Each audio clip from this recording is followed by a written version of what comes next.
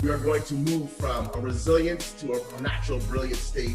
We're all here to move our Black communities forward. We think our children have to have the best. It's all about discipline. How are we going to discipline ourselves so that we're able to save, so that we're able to make good financial decisions? Recognizing that there's a road ahead if you manage the road in front of you. The decisions that you're going to be making today in your lives where it comes to money will affect you in the future. Discipline is one of the things that we often learn, sometimes by our environment, or sometimes we're forced to do it, and sometimes we don't learn it at all. Stores want to get us in and out and get our money, and that's it. It's a game, so you have to be really wise to the game. Do you know what it costs to run your home on a monthly basis?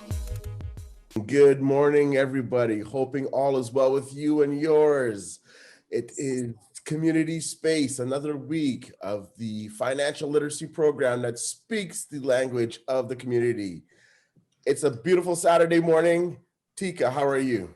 I'm well, Roderick. And it is the last Saturday of May. How quickly the months fly by. I can't believe we're almost in June.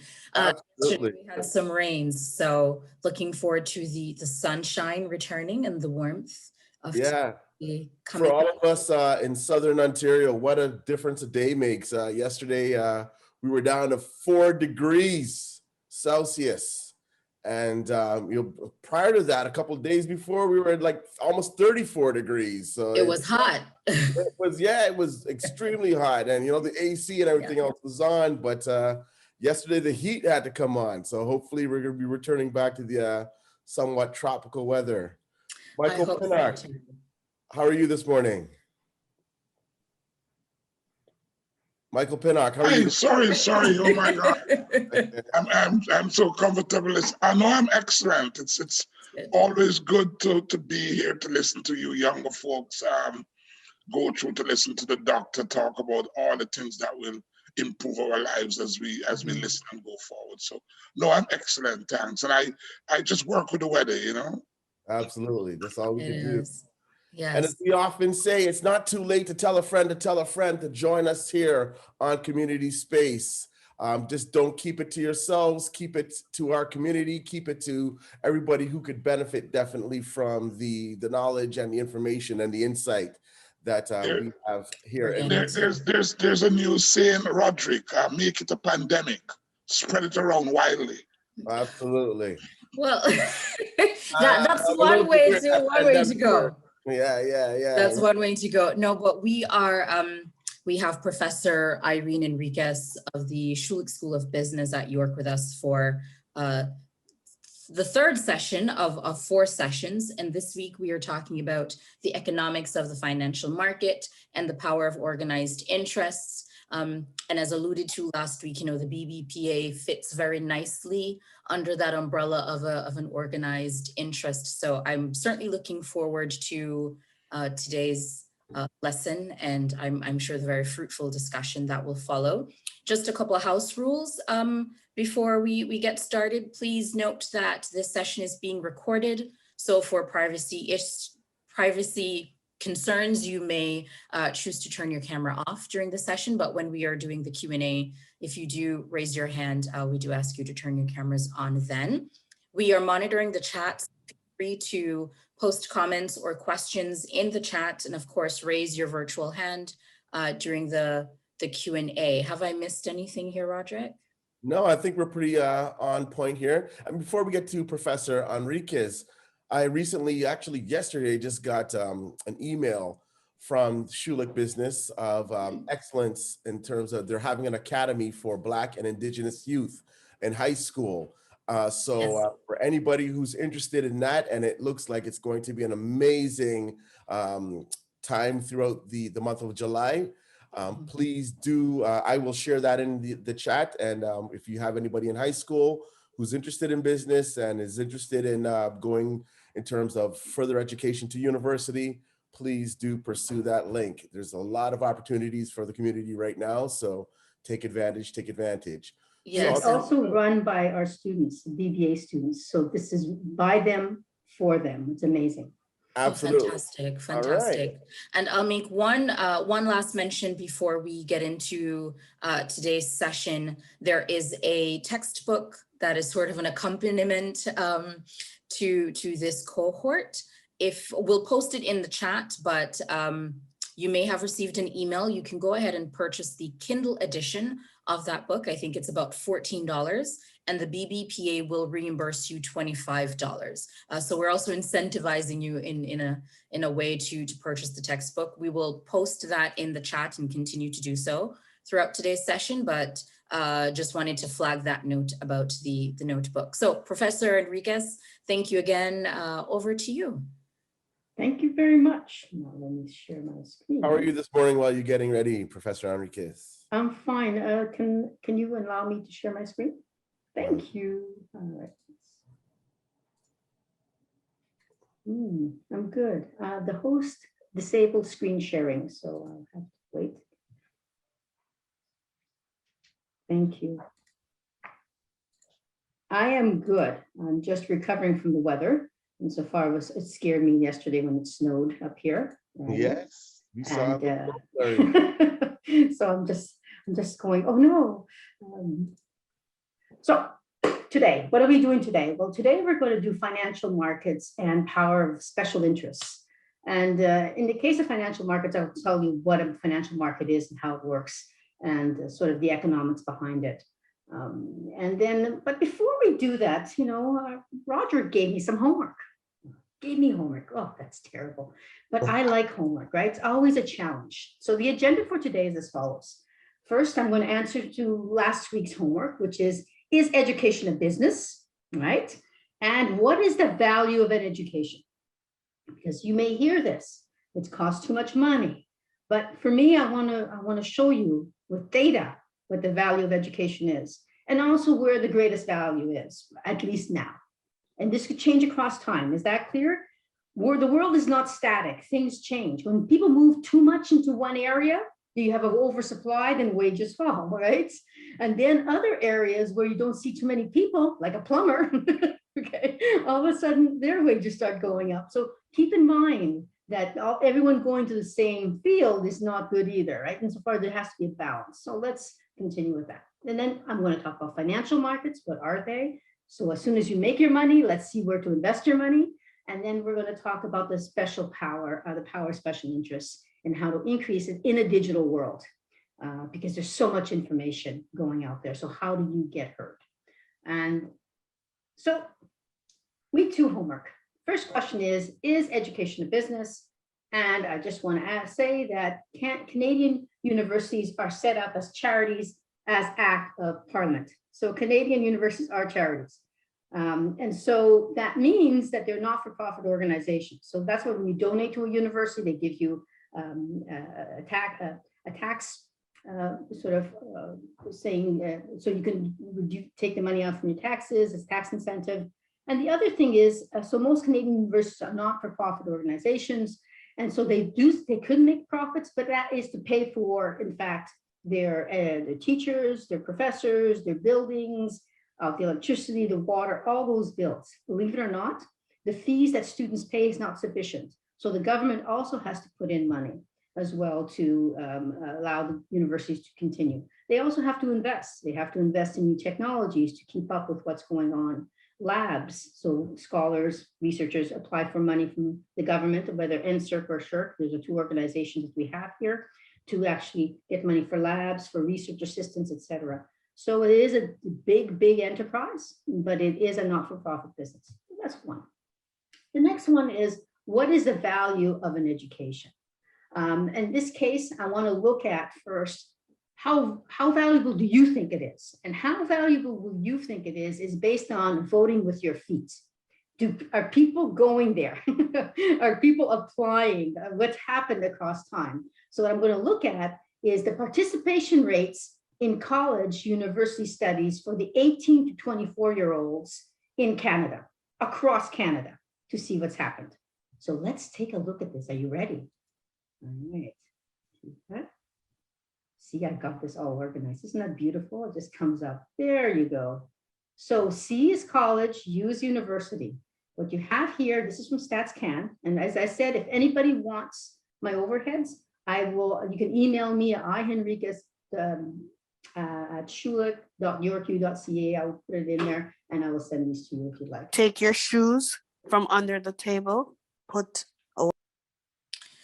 Sorry, folks, just a reminder to please ensure you're on mute. So no, that's so typical. I love it. So what we have here is the participation rates in BC went up 43% from 2000, 2001 till 2018. 43% increase. 43% participation, excuse me, and 27% increase from that period. So 43% of 18 to 24-year-olds are in university. All right. And that's a 27% increase. In Ontario, it's 47% increase. 47% in and a 34% increase. So you could see that across time, more and more people are actually, the participation rate in Quebec is 50%. I'm going to explain why in a minute. Their fees, tuition is much lower than the rest of Canada. Okay, much lower. Mind you, they pay higher taxes. Is that clear? You can't have one without the other. That and they're okay with that. All right, so there you go. So the rise in participation in higher education among Canada's 18 to 24-year-olds between 2000 and 2018, 2019 was due mainly to a 50% increase in the popularity of university studies. So clearly they view that it's important. So if you look across Canada for universities, BC 84%, 69%, 58%. All right, so that's one of the things. Colleges went down. Now, it did not go down in Quebec. Let me tell you a little bit about how different is Quebec. I am from Quebec, so I went through the Quebec education system. What you do is you go up to grade 11. For at grade 11, then you have to decide to go to college or not. They call it what you call CEGEP. You do not go directly to university. Is that clear? So they have 2 years of CEGEP. In CEGEP, you can decide to take university level classes to prepare you for university. So you get out of high school, you get in those 2 years. And or you can do other programs, daycare, other nursing, helping, whatever other initiatives, other things to see. So what you do in CEGEP is decide what you want to do. They give you that extra time to think about it because you're 17 years old in most cases, or 18. You may not know. So the CEGEP system is that feeder that helps you decide, do I go to university or do I do sort of a college degree instead? And so that's what happens in that system.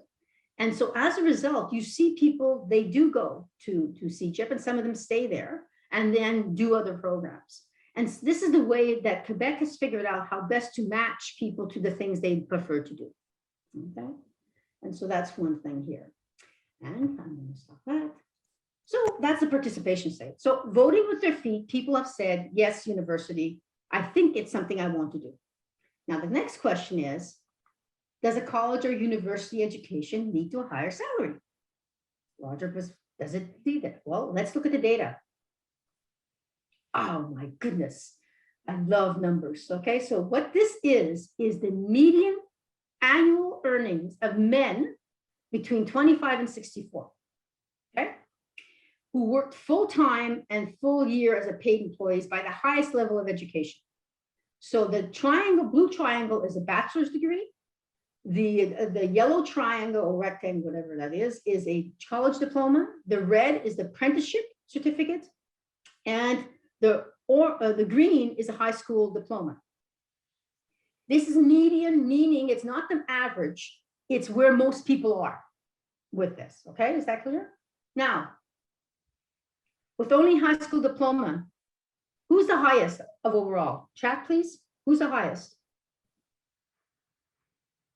Men overall, who has the highest salary? Do I see the chat? Let me get my chat. Oh, yes. Oh, you are. This is wonderful.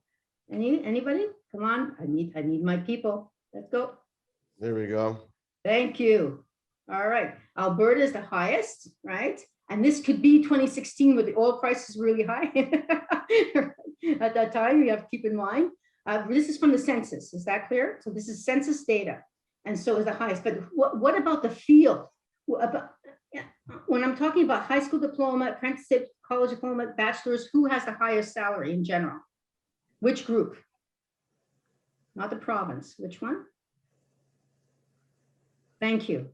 So in general, according to this data, for men, having a bachelor's degree yields a higher salary. Now, women. Some people are going to say, oh my goodness, that diagram went down. Well, it's also the type of jobs. Is that clear? Right. So, and we know that women have lower salary. No one likes that. We'll try to change that. And these are the things. So, for example, there are fields that have there for daycare providers, for example, are mostly women, and they usually have a lower salary than nurses is the same thing, but that's changing big time. Okay. They're finding that out. I'm going to show you some data that nurses now, especially if you get a master's, you can make a lot of money.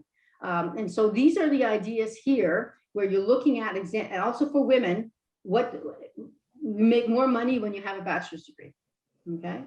And then of course, college diploma here. And for some reason, the apprenticeship certificates are lower than actually high school. Now, why is that? Well, maybe it could be for certain certificates and for apprenticeships. Maybe for work for daycares and all that. And what people working in daycare have always complained that they're not as well paid. Quebec has changed that, for example, and now there's more and more pressure. If we value our children, the knowledge that these women should be better paid. So think about that. That now they're doing college work, they're doing that, and also university as well. Any questions? Now I talk about revenues, but this is across time, right? So that's good to know. What about costs of education? Which province has the lowest cost of education? This is tuition and ancillary fees. What province? This is a geography test. Newfoundland, 7,000. No, the cost is right here. So take a look to the cost right here. Yes, 3,700. Newfoundland. Oh, it's Labrador, right? All right, Newfoundland and Labrador. There you go. So should we all move to Labrador? So that's a question, right? It's not only where it's cheapest, but also the quality of education. That it means you have to leave. But Quebec also. But you know that if you go from one province to another, you don't pay that fee. So that fee is for those people who are in that province. Is that clear? Just like so. Is that because of the cost of living in that province? No, it's actually, they also subsidize the universities a bit more. And the ancillary fees, but even if the cost of living, for example, in British Columbia is a lot higher, especially for housing. So this is not the case there. So they actually said they want to encourage people to stay in Newfoundland, excuse me, and then that's one of the reasons they do that. So they don't get the brain drain. And that's really a concern for some of these provinces on the East Coast. Okay, Quebec, of course, they have just 4 universities in one city in Montreal. They have Concordia, McGill, Université Montréal, and UQAM. And so they have 4 within. So an education for there, at least in I think this was 2018, is 3,851. Unbelievable, right? For those people living. Now, and here on average, ours is 9,813, and that includes the engineering, et cetera. So that's what it's averaged. And then Manitoba is less than go through there. Okay, so that's the idea. And this has gone up by 32% from 20. And so that's something that's people are concerned with. It's gone up by more than the inflation rate. And so that's why scholarships matter. All right. So I know there's scholarships coming for BBPA. Please apply for them. Okay. That will help you. They'll ease the pressure on your folks. And also then it will help you and increase your investment as well. All right. Now the next question. Yes, Charmaine. Hi, thank you so much for sharing that info. Just before we get to the next question, I wanted to say, this is something that I would probably encourage if I had children. I would probably encourage them or, nieces or nephews or whomever to sort of review the data before sort of deciding on a college or university program if one is accessible to them, to first review the data and see, which job markets are yielding the most profit, which job areas are yielding the most profit, which degrees are yielding the most profit, and sort of to align it with their interests and see, if they're investing so much in university or college, or an apprenticeship, wherever that student feels he, she, or they best fit in, wanting to make sure that at the end of the day, they're going to be taking home, their investment is going to be worthwhile, because often a lot of students pursue certain areas that may not be as profitable because there's just an influx of people in those particular degrees or those areas, or whatever the case is. So I think it is really helpful to look at the data and try to make proper assessments from there. It is, of course, also important to note that the data is an approximation. We don't know in terms of the class or the race or whatever the case is. Yeah. Sometimes those factors are not taken in, and you've got, it's almost like everyone is sort of grouped together, and sometimes it is helpful to sort of group data into race, because groups of individuals experience unique factors that need to be factored in. So nevertheless, it does provide an interesting approximation. But with regards to Roderick's question, last week, I did want to say that there was that really debate whether or not we should sort of focus entirely on business and sort of neglect maybe not emphasize education as much. And I think this data really clearly shows how it may be a bit of a mistake, especially if it's accessible to you. Everyone has a different situation. For some people, higher education may not be a possibility for whatever reason. But if it is accessible to you, I personally would advise individuals to at least pursue a college level or bachelor's degree. And the reason why I would suggest that is if you focus entirely on business, what it is you're neglecting a variety of professions. So you're neglecting, for example, nursing, you're neglecting law, you're neglecting social work, you're neglecting medicine, you're neglecting engineering. There's a variety of opportunities that may not be accessible to someone if they're focusing entirely on business. And then even if you were to focus on business, there are many markets that you may not be able to tap into because they require knowledge, a post-secondary degree knowledge. So for example, I may not, if I wanted to open up my own business and I were someone who focused entirely on opening up my own business and I didn't have the background education, I may not be able to sell medical supplies. So even the area of my business is somewhat narrowed down. Now I'm speaking from someone with 2 masters, and I definitely have a love of education, but at the same time, I think I think just looking at the data and also just looking at how things fit in. And, if we even look at sort of like the Black experience and we compare it with our white counterparts, I think we would be much more at a disadvantage if we were not to pursue some level of education. And we cannot just say, okay, our white counterparts are making it as CEOs with just high school diplomas, and therefore we should just focus on high school alone, because at the end of the day, it really doesn't work out that way. If you've got 2 individuals with, it doesn't work out that way. I think at the end of the day, it will benefit individuals, especially Black youth, to get some degree of higher education under their belt. It would make them more, I think, appealing for the position. And I think that's just how unfortunately it is right now, where you may not be able to reach the same level with having a lower educational background. So those were a few points that I wanted to make. Yeah, thank you, Charmaine. And just keep in mind that this data, you're right, by race, usually what happens is sometimes people are reluctant to divide things by race because they don't know how to explain it. In Canada, sometimes we weren't collecting that information as much. Now they're starting to do that because they need to understand where the holes are. Yes. Yes, go ahead. Sorry, I wanted to make an intervention, but I also don't want to Go ahead, please. No, go right ahead. So I just wanted to say StatsCan does collect race-based data in terms of like post-secondary education. Yes. And just based on the 2016 data that you're referring to here for the past few slides, note that Black Canadians have higher rates of post-secondary attainment in comparison to both white Canadians and other racialized Canadians.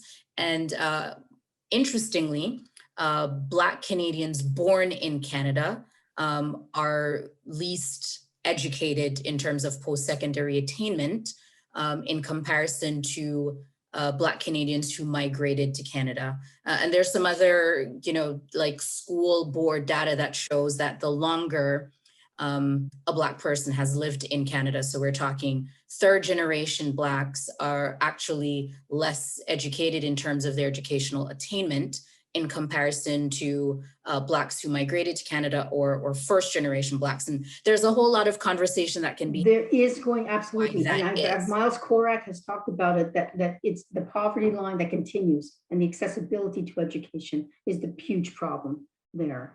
And you know, I came from a poor family as well, right? And my parents would say to me, why are you going to university, right? I mean, because it's 10 years to get a PhD, right? So what's wrong with you? It was one of my conversations. It was really funny, but they didn't understand, right? So the question is that it requires also the individual to have that need, that push as well. And I think it's really important that you're absolutely right, and across time that can happen depending on the accessibility. And that's why I showed you this graph to show you the difference in Quebec and other places, and even in Newfoundland. And also, Professor Henrique, what I should also note, you know, I think that is a really excellent point. And, you know, oftentimes when it comes to young people or people with disabilities or students or, you know, or women or whatever the case is, there is such a thing where these individuals are having to hold down multiple jobs.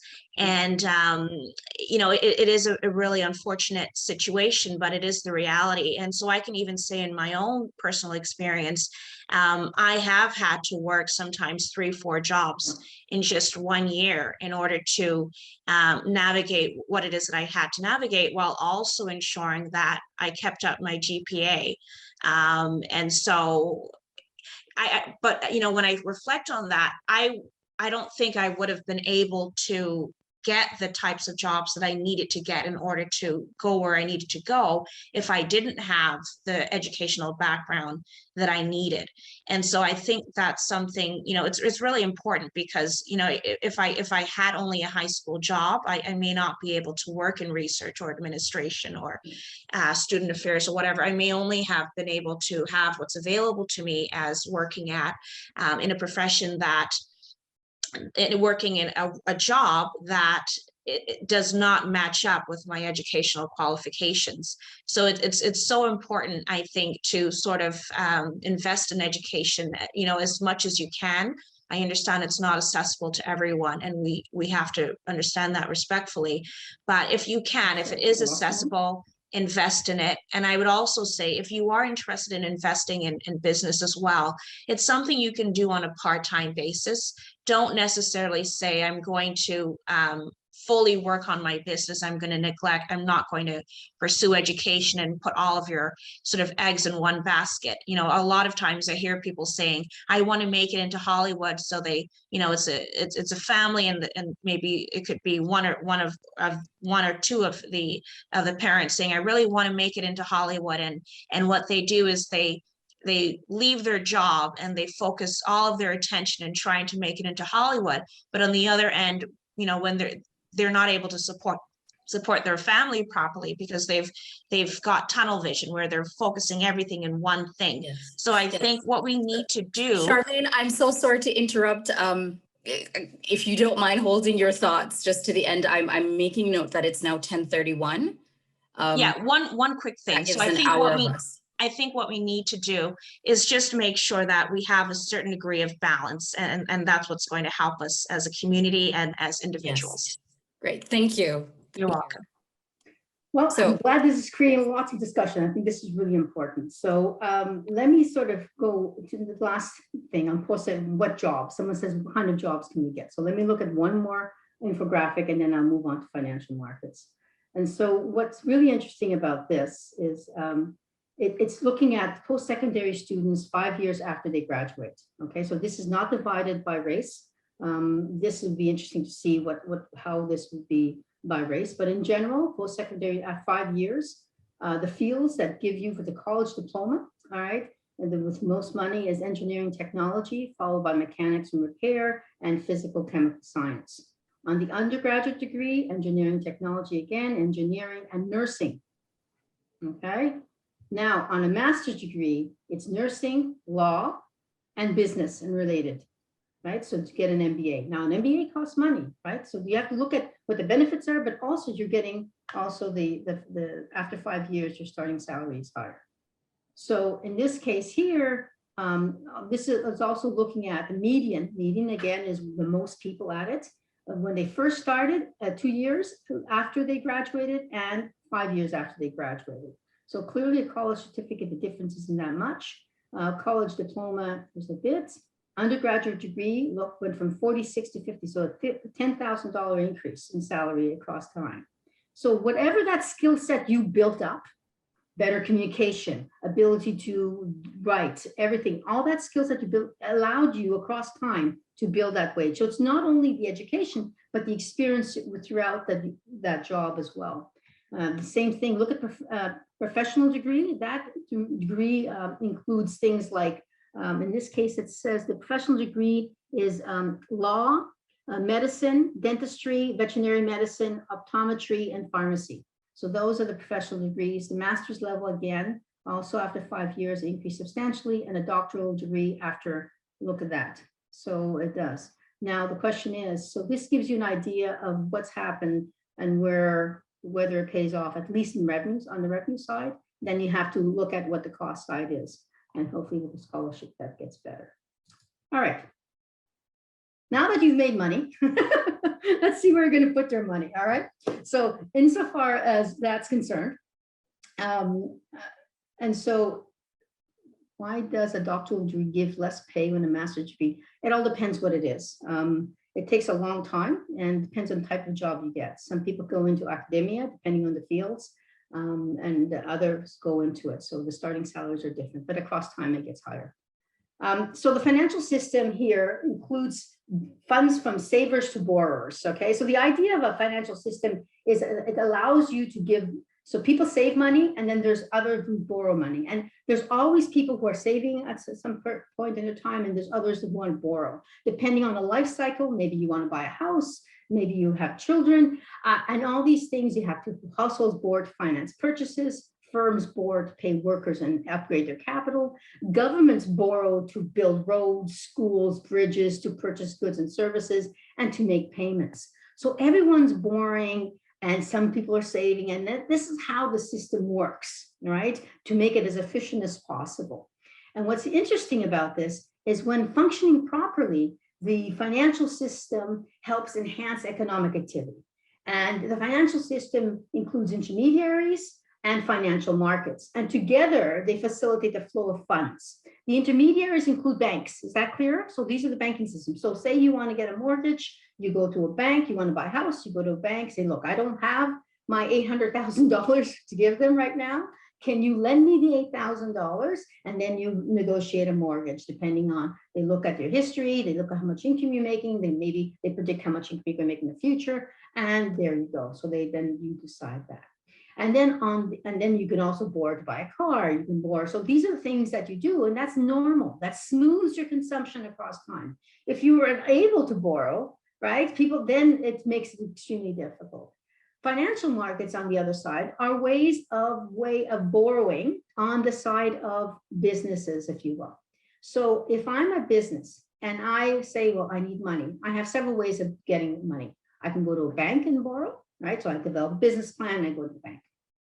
Or I can actually go public. And going public means that I'm going to give somebody a share of my company.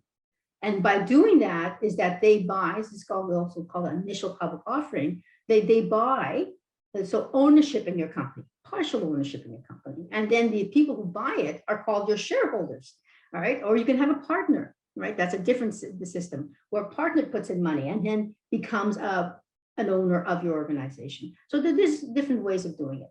Also, companies could also have bonds, a bond, and give out bonds. A bond is basically an IOU. So a bond is saying, please lend me this money, and then I will, and then after a year or whatever period of time, I'll give you more. So give me $1,000 and I'll give you $1,100, right? And so that's and after a year. So that's one way of doing it. And these shares and bonds are then sold on the market as well. So we'll talk a bit about that right now. So the financial markets, you have, so financial system consists of financial markets and financial intermediaries. The first one is the market itself, a place or a channel where you buy and sell bonds and other financial securities. So that example would be the Toronto Stock Exchange, the New York Stock Exchange, where Wall Street is, that's where you buy and sell bonds. Remember, when you're in those markets, the company is not getting any money from it, okay? You're selling already something that's there. The company itself, the companies on these stock exchanges have already done an initial public offering, so they already got the money. But the shares themselves selling, and if the share price goes up, it increases the value of the company. So price of the share times the quantity, right? So these are the things that are there, and the bonds. And then the financial intermediaries are an institution such as commercial bank that borrows funds from savers and lends to borrowers. And those are things that you see there. And finally, financial securities are tradable financial assets, meaning they are bought and sold in the financial markets.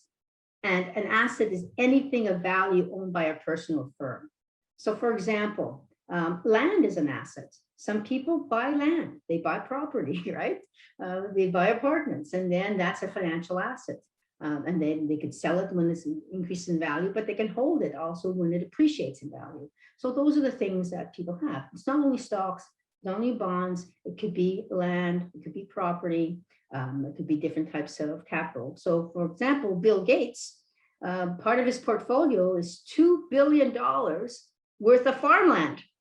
And that's something, and because someone told him, land, we're not building anymore, so it's not growing. And so that's one of the things that they're saying, all right? You're saying that bonds can only be bought through public platform. No, not only. So they can be sold differently. Bonds can also, you can have private bonds, but usually banks go through it. And the public platform is basically one way of going about doing it. So there's government bonds. They're doing less of that now, but that's what's happening. Okay. Yes, Queen's Park, part of U of T. That's correct. And Government of Ontario. That's one way of owning land. So corporations, let me give you an example. All right. So corporations like Rogers issue shares of stock, all right, which represents a partial ownership of the firm. And then the stock is a financial security that represents a legal claim in the profits and assets of the firm. So I become part owner when I buy that share. Okay. And then Rogers also issues bonds. And for the purpose of borrowing money that they promise to repay at a future date.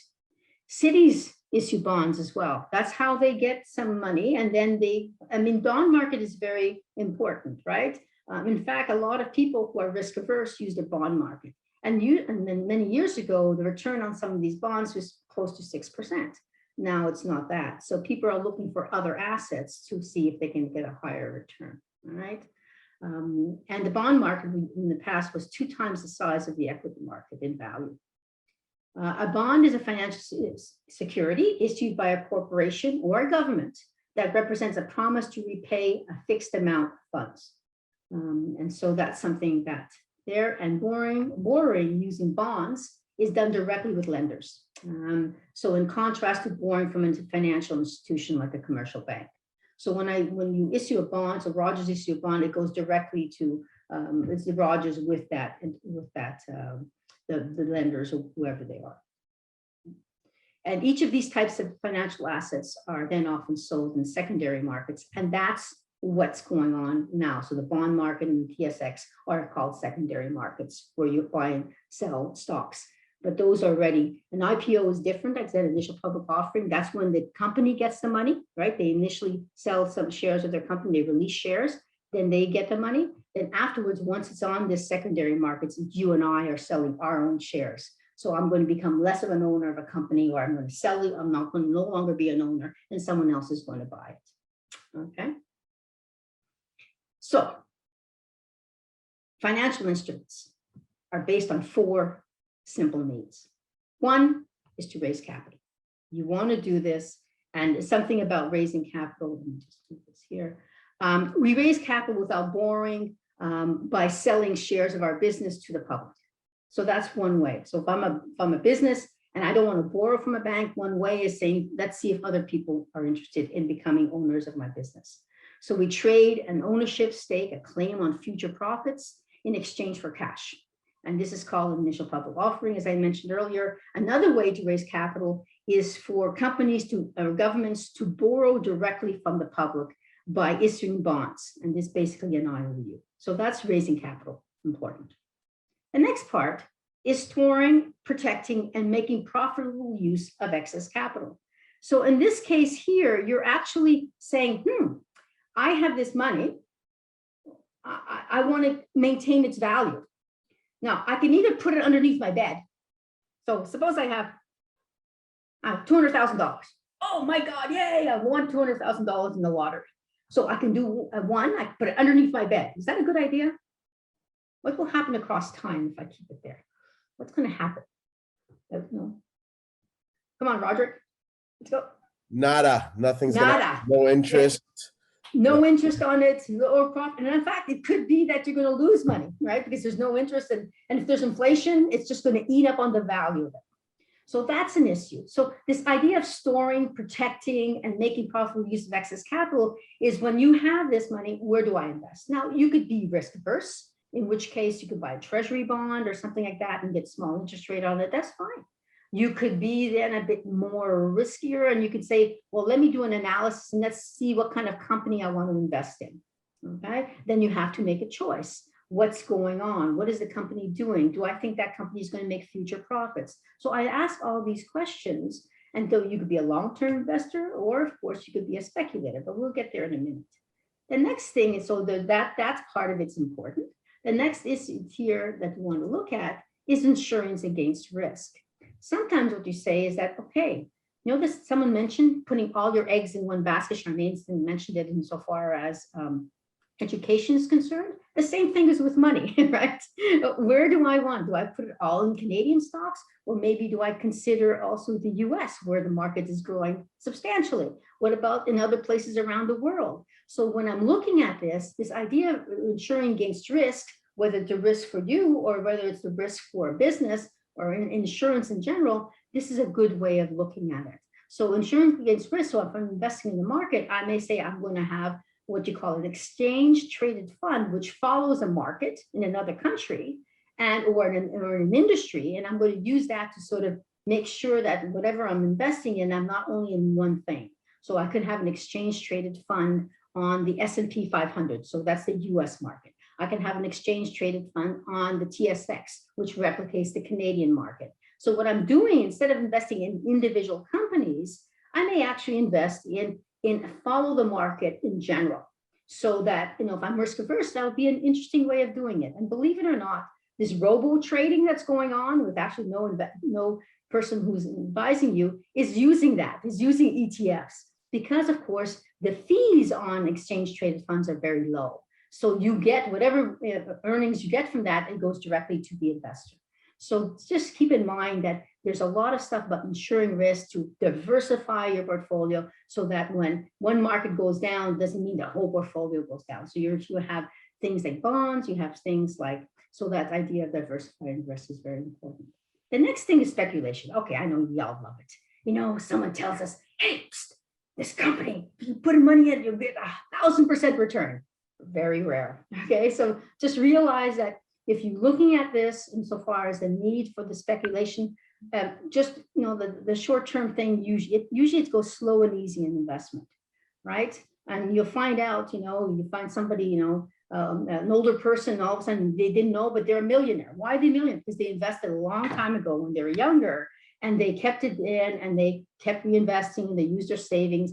And it's across time. It's like interest rate, it compounds. Compounding is fundamental. Starting early is fundamental, even with a small amount of savings. It's unbelievable what happens across time. It's when you wait last minute that it's harder to do. Okay, so speculation is something that people do. And in the book, they talk about the link between speculation, and you have to sort of, I know like this, taking a risk sometimes, but just make sure you chunk out that's something that you can afford to lose, just in case. All right. And then the next thing I want to say is that when you buy any stock, look into also whether or not it pays a dividend. So let me, cryptocurrency, I'll get there in cryptocurrency in a minute, because I did a whole class on that in my class. So if you take a look at buying a stock, there are also stocks that actually pay dividends. What is a dividend? So I'm an owner, I'm a shareholder, and sometimes when a company makes profits, it shares some of those profits with the shareholders, and that's called a dividend payment. And usually, I'll give you an example. So suppose I own shares of Bank of Montreal, of BMO, all right? And what they say is they give, for each share, they'll pay you a certain amount of money, say $100, well, not $100, say $1 for each share, or whatever it is. So I have 100 shares, so at the end of the year, they'll pay me $100, but they usually pay me every quarter. So at each quarter, they pay me sort of $25 for those 100 shares that I have. So that is a dividend payment that they give me, but that's your money. And also from tax purposes, they actually, that has preferential treatment. So they don't tax the whole amount, which makes it interesting. So a lot of people who think about this also have parts, especially in Canada, they have some part of their portfolio that pay dividends. So that's why you see financials are one of the highest in paying dividends. Followed by real estate, which is real estate investment trusts pay dividends as well. Now, technology rarely pay dividends. Is that clear? And that's because it's a really turbulent industry, and they usually reinvest, and there's so much more of the money. So what you look at in those firms, what you see is the value of the stock goes up more.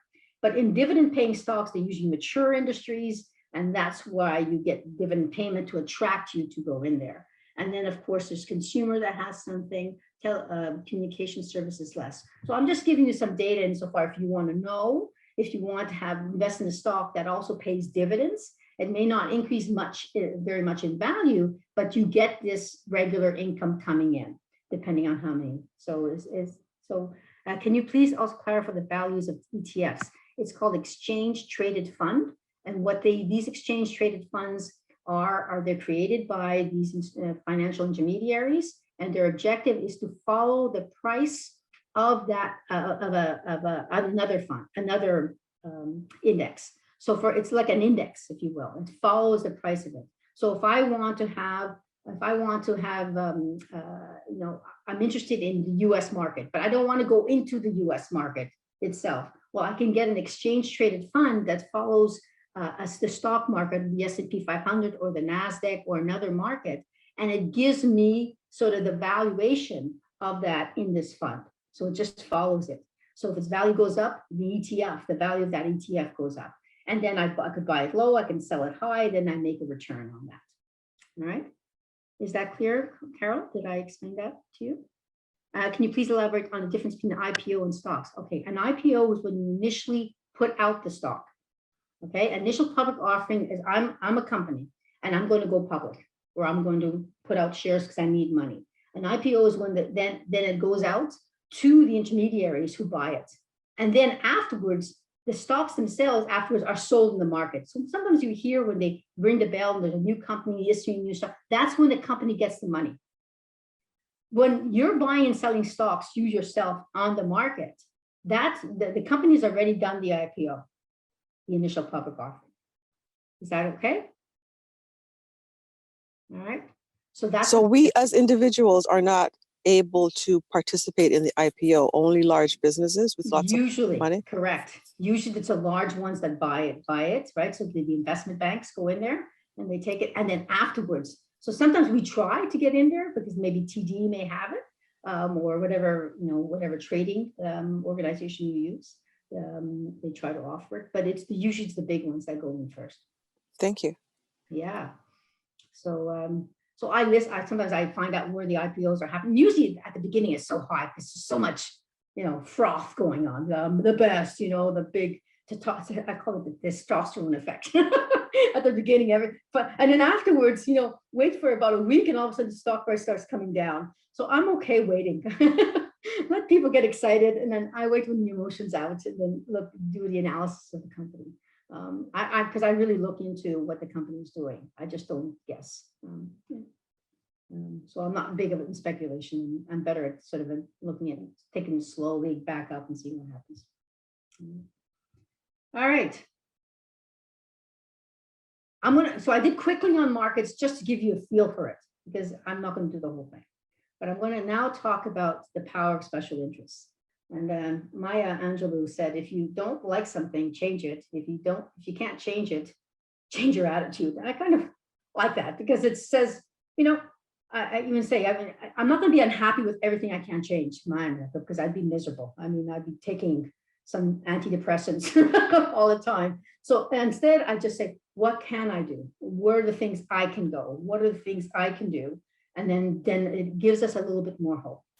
And so the power of special interest, I want to share some of the research I've been doing on this. And then this has to do with, in a digital world, how are we communicating some of the information that we're doing? And how has stakeholder influence? And we are stakeholders. I mean, we're trying to convince people there's an issue here I want to resolve. How can we resolve this? And how can we change behavior of firms and government in a digital age? And the common expectation is now, because we're in a digital age and all this information, we should have a lot of influence, right? We should be able to change the world because we send something out. So this is my Twitter graph, okay? So at 12 a.m., oh my God, have you heard about this thing? All of a sudden, oh, I am outraged. And then I am more outraged than anyone. And then, oh my God, someone just tweeted a joke about that offensive, and I'm outraged, and then more outrage. And then somebody should resign, not sure who, because by the time this goes on, nobody knows even what the issue is anymore, arguing about the total stranger. Now you're arguing with a total stranger about the issue. And it transpires that the story is a lot more complex. Oh, all of a sudden it goes down, ooh, X factor is on. What that means is the information that you're getting, it's just overwhelming. Think about this on the company side, right? Someone says some bad thing about your company.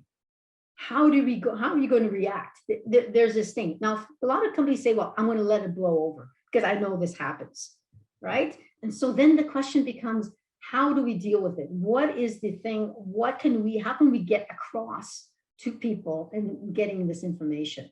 So what I try to do in our research is that there's this cognitive process that takes place, okay, involved in stakeholder altering firm government behavior.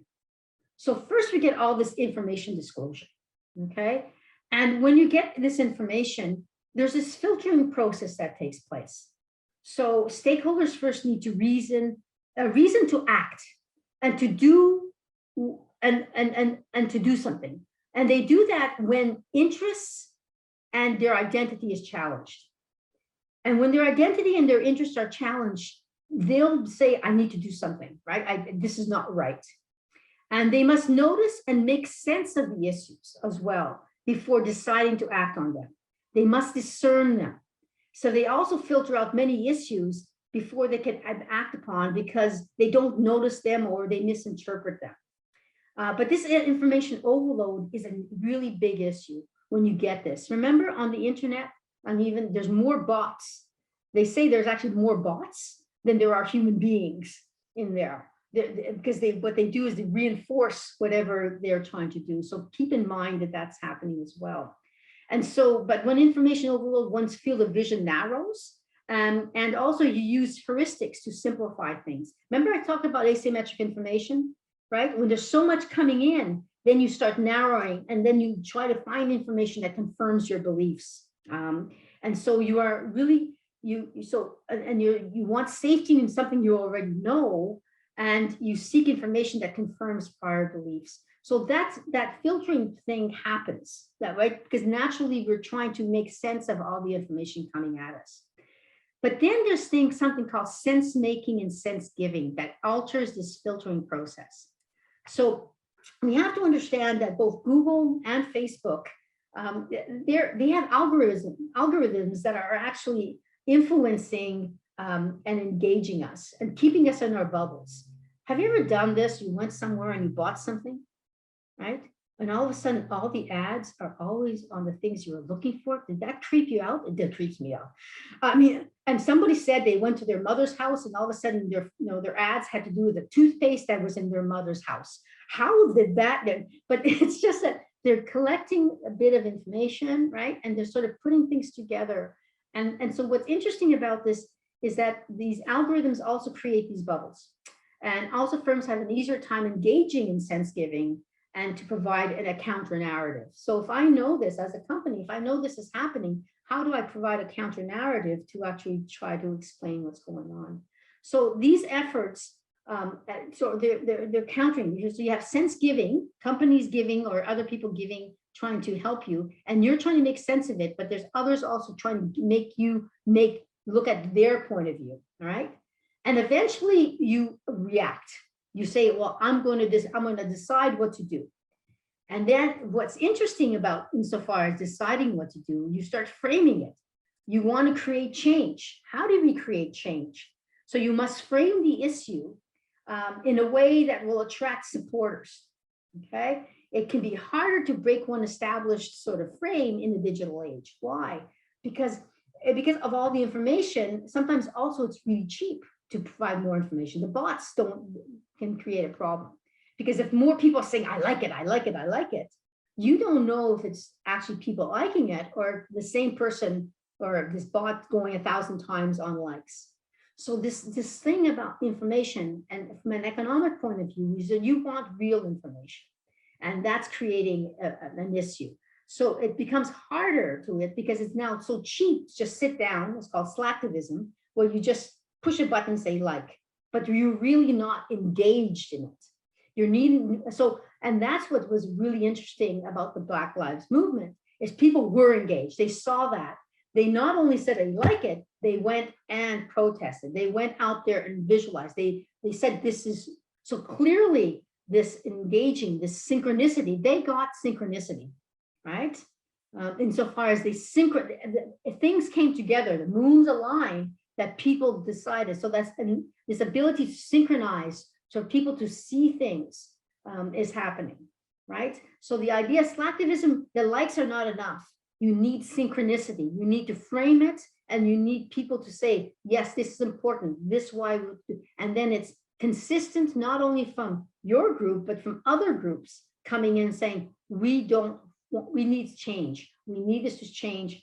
We need different people coming in saying, we all want this to change. This is wrong, right? So these are the things that are going on. Now for a company, when you get all this information, how do you deal with a competitor giving you a bad review, right? And these are things that companies now are dealing with right now. A lot of them reply right away.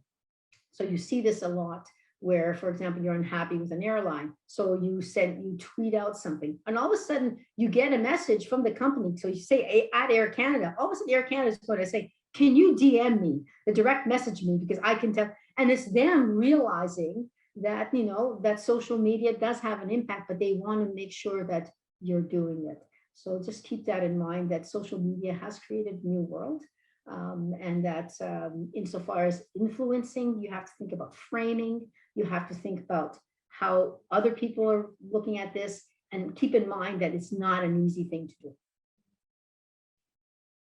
Yeah. Can you believe it? I want it short because I want questions from you. That's why I wanted to do it. Tika, did I do a good job? You did. Thank you very much. So we have about 15, 20 minutes of questions. Folks can raise their virtual hands or post questions. Okay, I'm going to stop share here.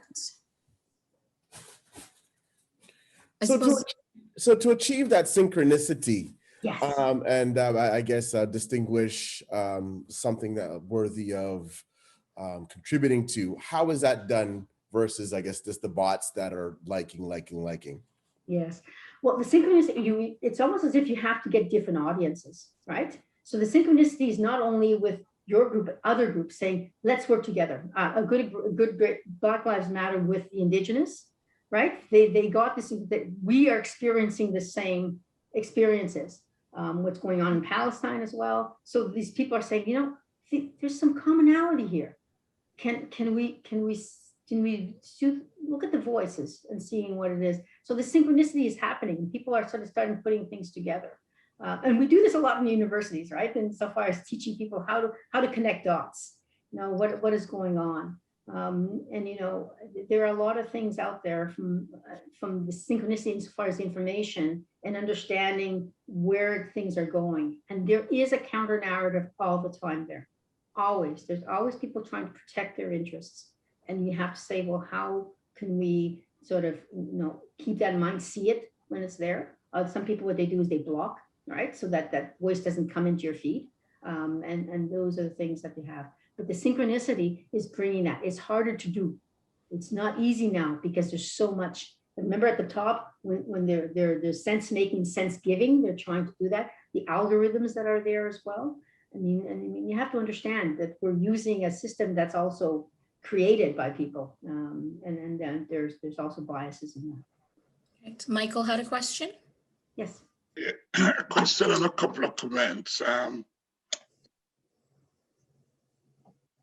I just want to remind folks in the chat that the BBP do offer individuals the opportunity to come and make presentations. And I know Charmaine has been very vocal over the last little while. And so we do afford her an opportunity. Just send us an email saying next week or the week after you'd like to make a 10 minutes presentation or a 15 minutes presentation on something, and we'll allow you that opportunity. The second thing I want to mention, though, is I like this concept of the slacktivism and the synchronization, because as I look, and again, my PEEF project is looking at the turnout, looking at those who are making themselves available for this awesome lectures that you're doing each week. And it keeps taking me back to that 10% that we talk about in the Black community. And, you know, to me, it seems to be working itself out here again. We have done all the marketing we can do, but it seems like we're just attracting that core of folks who know that we have to go beyond high school. It can't just be at the high school level and then we try to go in business. You know, but again, I'm seeing it here, you know, and I'm just saying, it's not enough to like what we do. We have to start to do what we like. Well, I think that's where that program that Roderick and Schulich's doing with the BBAs that created that, saying what is the value? So that's trying to do it. It's not only to advertise about Schulich, but just in general about programs and how this can engage. You meet different people as well. You get out of your one's bubble and meet and engage with different people. It's amazing what you learn in a university environment. That's what we lost also online a bit. Students really want to come first face to face. They miss that. They want to see their colleagues. They want to shake hands. They want to give people hugs. You know, so these are the things that they're realizing. And Michael, you're absolutely right that, but engaging, everyone is so much information. Saturday morning at 10 for young people, that's hard. My final comment though is you did mention you could do a whole session on cryptocurrency. Yes. And I think we will have to call you back just to do that one special session for us. I did a session for my class just on cryptocurrency. On cryptocurrency. I know we only had you for 4 weeks and so on, and then we'll give you an opportunity to kind of relax, but we will have to bring you back on cryptocurrency because we in the Black community believe seriously that that's one of the way that we can probably go to create wealth and make some differences. And it's very controversial right now. We have got our own expert here who has given us some lectures a couple of times. But what shocked me the other day, I think 2 or 3 days ago, I read where it was tanking and there's like 2 billion disappear on the. It's speculative. Remember I told you the fourth one speculation? It is, but those who came in early, right? You know, they bought. We're going to ask you to come back and have a robust discussion with our experts on cryptocurrency. Yeah, it's not money. That is not. Anyway, Those are my comments, Tika. Thank you. So there's a question in the chat, from Denise H. Can synchronicity take away from the message of a particular brand or movement? And might be some ways to maintain uniqueness? Thank you again, Michael. That's a great question. You know what we did in that paper is that we compared before digital age and after the digital age, right? And what we said is during the digital age, it's cheaper, right? The costs of doing this, of getting involved, is gone down to zero. I could send it, it's gone down to zero. But as a result, everyone's liking different things. There's no sort of way of putting things together. So what we want to do is the synchronicity means in getting the message and getting people thinking about this thing. Yes. So if in the company, they say, well, is everyone agreed that there's something that's really working well? And developing synchronicity with your customers as well, if you're talking about it on the business side. Do they all agree that maybe our customer service is very good? Do they all agree that there's issues? Are they voting with their feet? It's that idea that's a two-way communication now, right? And so what companies have to realize is that if you do go on Twitter and you have @ whatever your company name is, it's also you communicating with them and them communicating with you. You've opened a two-way channel. And that can be hard. That can be very difficult because you can get good news and bad news. And so you have to be able to take the good and the bad, and then how do you respond to it? And I've said, no, some people have had bad experiences and they looked it up and then they say, DM me, we'll look at it. So the synchronicity has to do also with knowing who your audience is, right? So you have to synchronize with the people that you think are important. Not everyone in the world is going to be looking at that. But if you look at this, you have to think about it, but it's harder to do. It's just harder to do. Now we have two questions in the chat. We'll take Rochelle and then Charmaine. Just a reminder, if you could please be succinct in your questions and comments. So Rochelle, and then Charmaine. Hello, good morning. Good morning. Good morning. Thank you very much for the presentation, and thank you very much, BBPA, especially Michael, just mentioning on the fact of just education goes beyond the college and the university level. Just being able to speak out and expose yourself to those things that you are interested in. So I really appreciate this panel and just the opportunity to come and take in the knowledge that I didn't go to school to study for, but I'm very interested in. So one of my questions is in regards to bonds. It's just one of those things that you don't hear much of. You hear about the stocks, you hear about all these things. So I just wanted you to just elaborate a little bit more on it. And given the fact that I guess there's less and less of it now these days, and the government is pretty much kind of, I guess, phasing it out. I do have one that was, I did have one that was gifted to my son when he was right. A baby. So I just wanted to know, to have a little bit more idea of what it is, how you can use it and things like that. Thank you. Okay.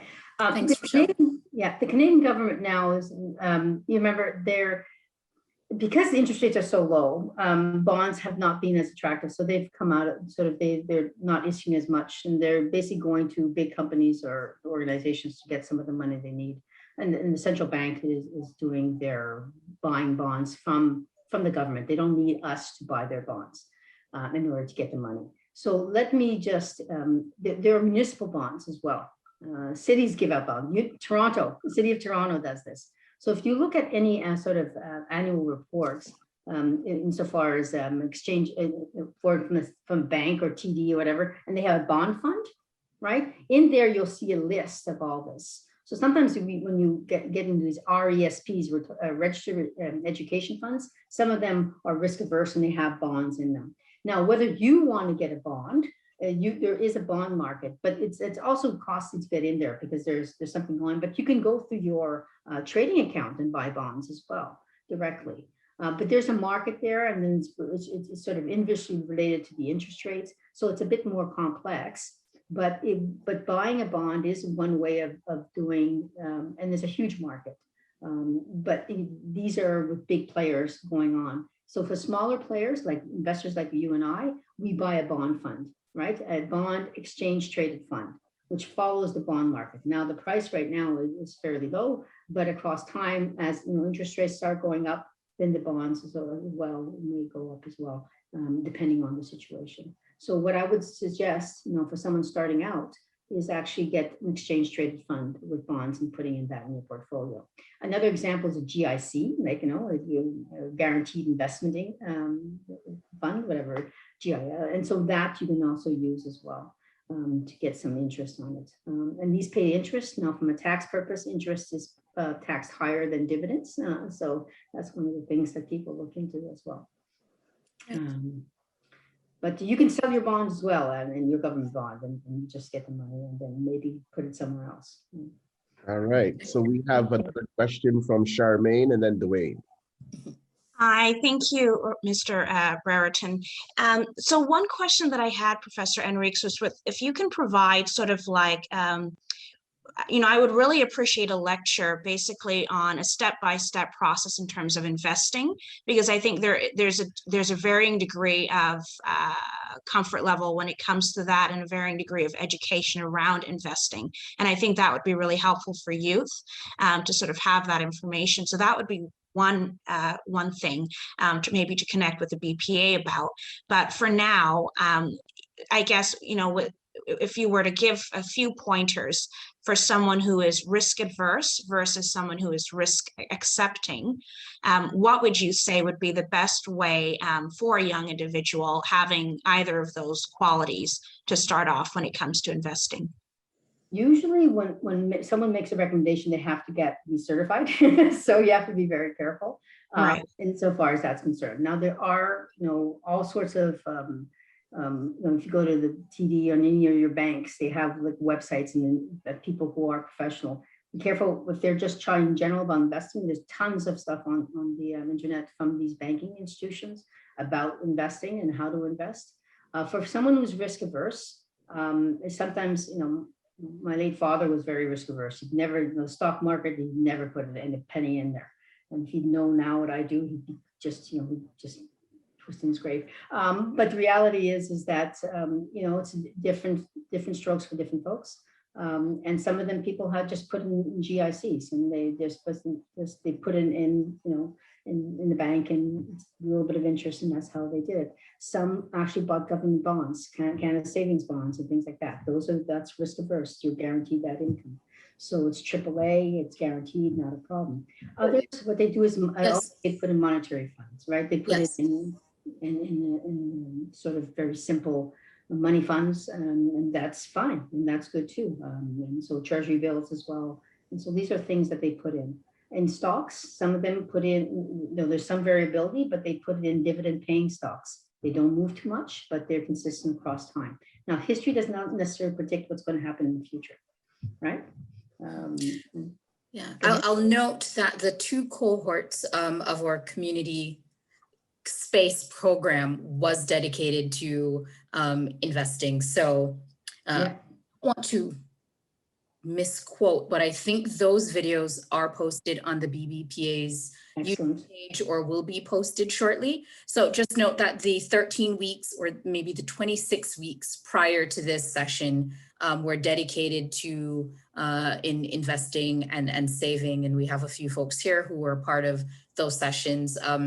We ran an investment group. You'd have heard Michael talk about UJAMA last week or the week before, where we had communities within our space here learning to invest on the stock market. Absolutely. So please check out those videos that are posted on the BBPA YouTube page. And I don't want to again misquote, but I think we will come back to investing and saving for youth in upcoming cohorts. So.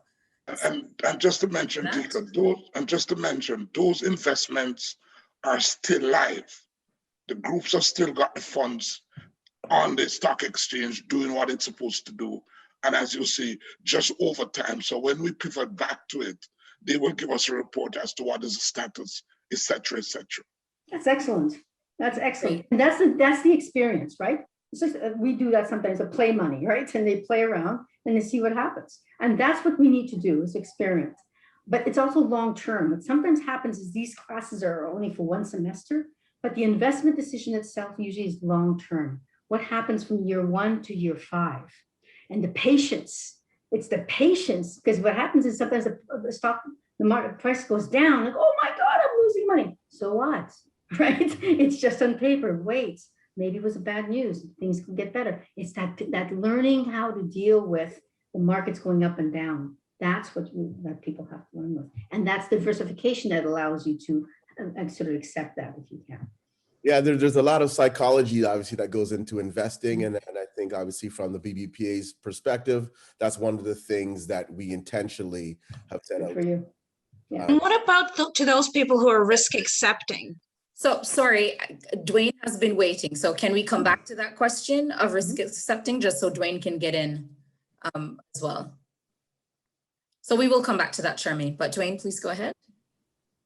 Thank you for that, Tika. First off, Irene, just wanted to just thank you for a great presentation on the information. It's very informative, and the whole BPPA staff for providing this presentation. Again, very informative. My question is in terms of, I guess, different investment vehicles that are available.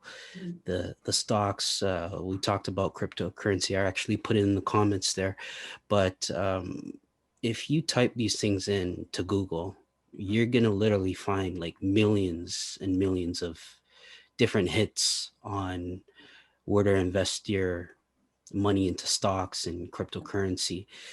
So do you have a strategy? Do you have like certain, I guess, mediums that you frequent in terms of gaining your information on where to invest your money? What makes the most sense financially?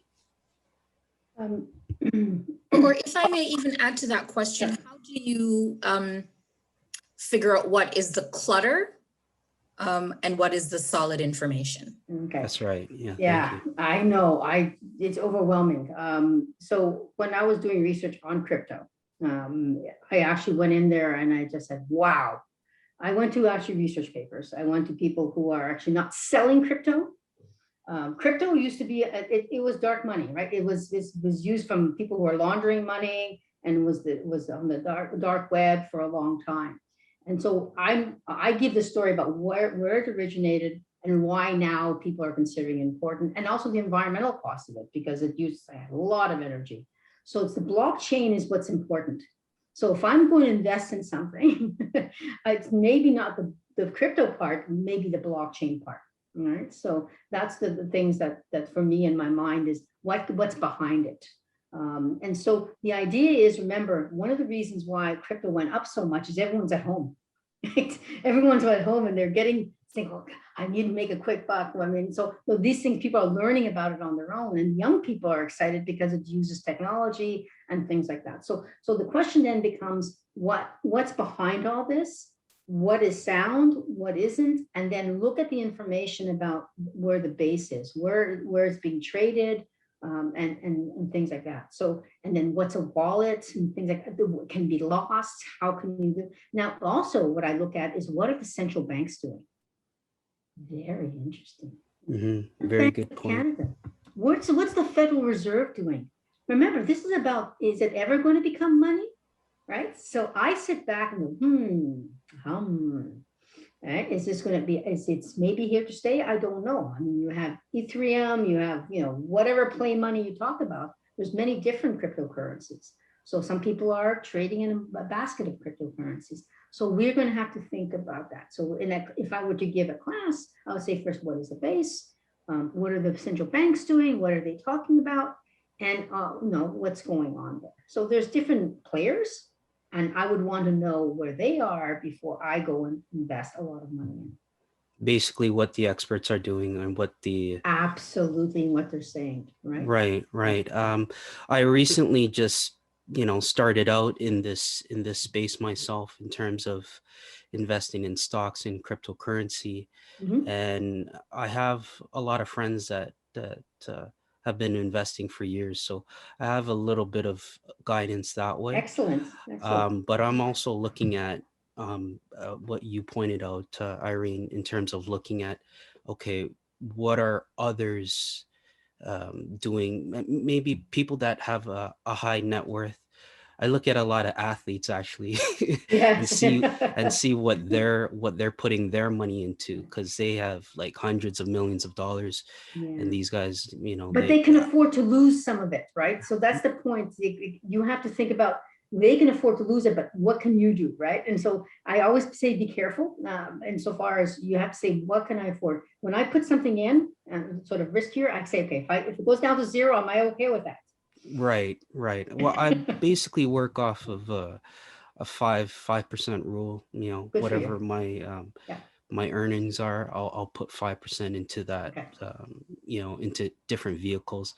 But there was also one cryptocurrency, Elon Musk, that was creating a lot of Bitcoin. a lot of I guess news and press, and That's what happens with Twitter. Remember Twitter, right? Mm-hmm. That's exactly what he did. He tweeted out something, because before you can use Bitcoin to buy a Tesla. Then he said, no, I'm not going to use it. Boom. Right? Remember, that he added legitimacy to the value of Bitcoin by saying, I'm going to use it in my business. Right? He swayed the market a lot, but he lost billions just recently. So I'm kind of at a loss, you know. So is he. Yes, well, I'll say, Dwayne, if you get a chance, please go and visit the BBPA's YouTube page. I think we had 3 sessions or 2 sessions on cryptocurrency. And I see your hand, Terrence, but we'll get to you in a second. So please visit our previous sessions on investing and saving, because we did go through quite a bit of content there about some of the questions you're asking here, and we'll certainly come back to it. Perfect. In future reports. Thank you for taking my questions. Thank you. No problem. Thank you for the question. If you can be ever so brief in your question. Terrence? Comment, Terrence? Hello, thank you, Irene. It was a great session. Sorry, I don't want to be long because I tend to be. In terms of crypto, I spent a lot of time in it. I've done a lot of research in it. And again, it's the same thing as everyone's saying, you know, do your research, learn as much as you can, speak to others, get different perspective. And I appreciate, Irene, you putting to it. I learned a lot. And if for crypto investing and all the investing, everything we say here at the BBPA, like I've learned, I put it into crypto, just as you say, if you hold 5% or 10% back of your income, as Irene, if you invest what you're not willing to, you're not going to worry about, it's not going to keep you up at night. And the more you learn, realistically, is more you earn. One of the things I would say is athletes have never been historically really good with their money, right? So follow the real money. And then once you find out who the real money is and find out what they're investing and how they're investing, and then get into a group like this, right? Everything that these guys say, tell your friend to tell a friend, because when you're investing into something and you're learning, you double your time by doubling the people that are working on a different project. And that's how you can make, your 24 hours even more than 24 hours. So when we touch on crypto, when we touch on other investments, I consider myself a crypto expert, but I get experts in different fields like stocks. I get experts in real estate to show me. And then once we come together as a whole, that's when we make the magic happen. So right? The reality is I try to, if somebody is selling something, yes. right? I don't know, I put a filter on it, right? They're filming. So someone's talking about crypto and they're in the crypto business. Yes. I put a filter. Sure. And just like, I'm sure when I was talking about universities and are their business, I mean, you probably put a filter on me, right? Because I want more people to come. I want more people coming into my class, but anyway, but the reality is what is it, right? So it's an offer. So I always put a little bit of filter because I know there's self-interest always in anybody who says anything. So I go more to that car dealership and ask him, tell me about your car. Why is your car the best? Right. Yes, and then he said, well, this car is the best car. Yes. Oh my God. Yes. It's ideal. Thank for everything else, you just get your information and study. Sorry. Absolutely. Yeah. Thank you, Terrence. And I believe someone is asking for your contact info in the chat, if you don't mind sharing. I will do that. Usually has a homework question, but may I ask one question before you get into it, Roderick? Sure. Because I don't want to miss the bit about organized interests. And I'm curious about your thoughts on how organizations such as the BBPA actually impact the market and can impact the market. Market, what market? Economic markets, or how lobby groups generally Yes. influence economic policy making and business decisions. Okay. So in the question is who you get involved in your organization, right? And the networking that happens. So there's a lot of networking that's needed. I would always try to get, just like boards of companies and their boards, the people they get on their boards, a lot of them are coming from government, right? They get people who were in government and then put them on their boards. Why would they get somebody who passed the MP, right? And a minister? Well, they put them for that connection to government. So if I say, look, they're going to put a new regulation in, how can we influence them in doing that? Well, then you have to talk to this guy. Well, I know so-and-so who can maybe give me more information. So it's that networking that's important, right? And who do you do it? And I think you've done that, because I've looked at your BBP page and you have people who won awards, right? Who you've given awards to. Those are your network, that if you say, well, we're concerned about this, how do we do that? So the Consumer Reports, for example, is the magazine, and they network about on behalf of consumers on issues. So people are concerned, they say, these are all the people behind me who are concerned about this. Can we talk about a legislator or whatever, and then talk? So this takes time. It's a process that happens across time. But it's networking is key. Right. And I think just in terms of some of the conversation that we had, we often hear when, for instance, athletes are going to be buying this, or entertainers are going to be buying something, right? But we don't hear when they're going to be selling. Yes. That is a key factor, right? So I think what Terrence was saying, obviously what Michael was saying, and Dr. Enriquez was saying, we have to do our homework and make sure that we're not just following a trend, because absolutely within a trend, it is obviously some people can make obviously a lucrative living in terms of trading and whatnot, but you have to do your homework. It's not something that we're just here to gamble with, right? There's obviously the selling part is a huge part of that whole process too, because if something's going to drop and you've got that insight of how it's going to drop and how much it's going to drop, you may get out before that drops, right? So they're not sharing that information. So you've got to 100%. It's called pump and dump. That is why they make insider trading illegal. Correct. But you do a lot of that in Canada, though, because we're so small. So, oops, I shouldn't say that. It's how do you find out, right? Elon Musk is stating that initially he's gonna allow people to buy his vehicles with Bitcoin, but then he changes his mind. If you don't know that he's gonna change his mind, then you may see your investment drop. Absolutely. Right? Look at my Twitter thing, see what happens. It's almost like a stock. I'm talking about it, it's great, and then boom, the same thing can happen when it comes to a stock. Right?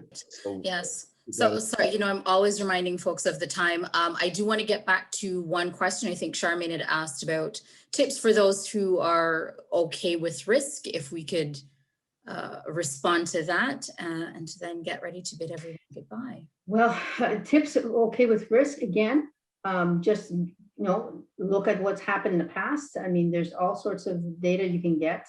Do your research, right? And in that case, you look at momentum indicators. Try to see where things are going up, right? And then go with the flow, right? Some people don't care what the stock is; they just want to know what's going up. And again, there's a lot of exchange funds that actually look at momentum only. But there's other ones that have collapsed as a result of momentum. They've lost everything. So just keep it in mind. So before we leave for this week, the initial week when you came on, Professor Enriquez, Yes. You talked about asymmetrical. For those people who may be new in terms of just being able to mitigate some of the the lack of education, what are some of those things that we could do just briefly to I guess, equal the playing field of that knowledge deficit that some communities may have? You know, deep down inside, right, we always say, what do you want in your life, right?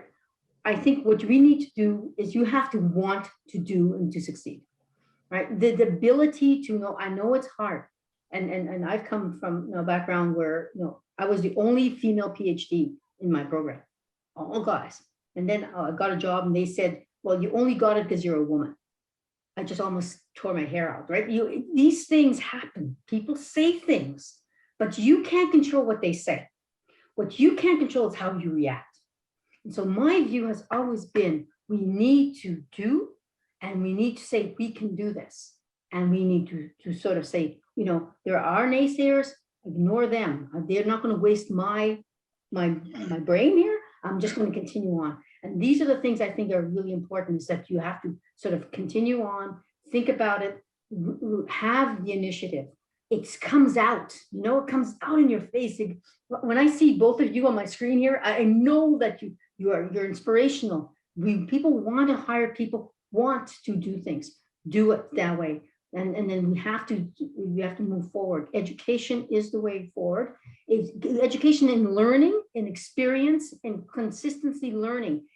My dad didn't have an education. He was grade 3 or 4, my mother grade 2, but they learned. They were able to learn all the time. They learned how to read and write on their own. I'm not saying university is always the way to go, but right now I had someone who applied for Walmart and they had a university education, right? And so you have to think about it. It's a signal. Education is a signal.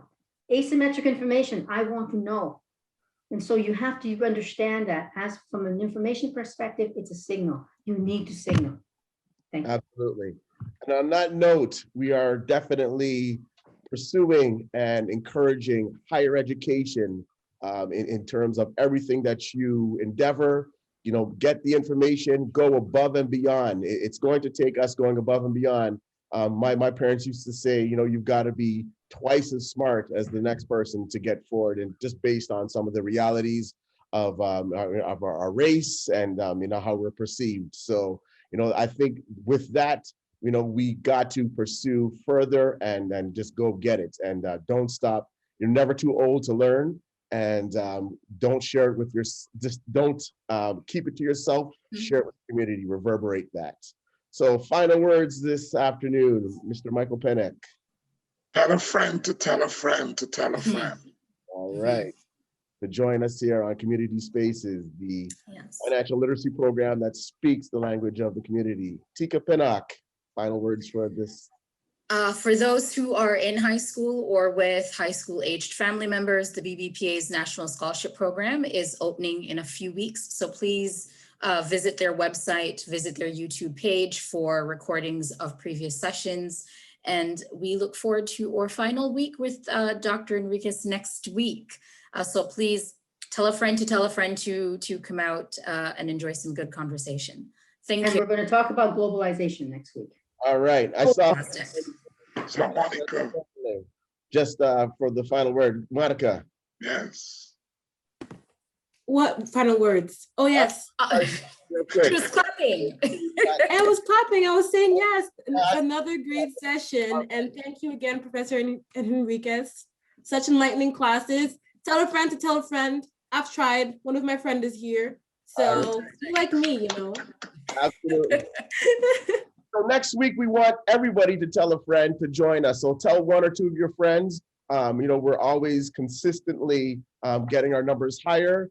And just raise your glasses for another great session with Dr. Enriquez. Yes. So stay safe, and we will see you on the BBPA's Community Space, the financial literacy program that speaks the language of the community. Tell a friend to tell a friend. To tell a friend.